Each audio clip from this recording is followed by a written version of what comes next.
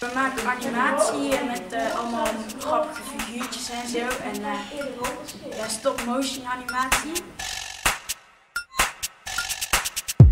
Dus met de computer en dan maak ik telkens hele kleine fotootjes en daar wordt dan uiteindelijk een filmpje van gemaakt. Dat ze heel erg enthousiast zijn en heel erg gemotiveerd, dat ze het heel erg leuk vinden, met heel veel plezier doen.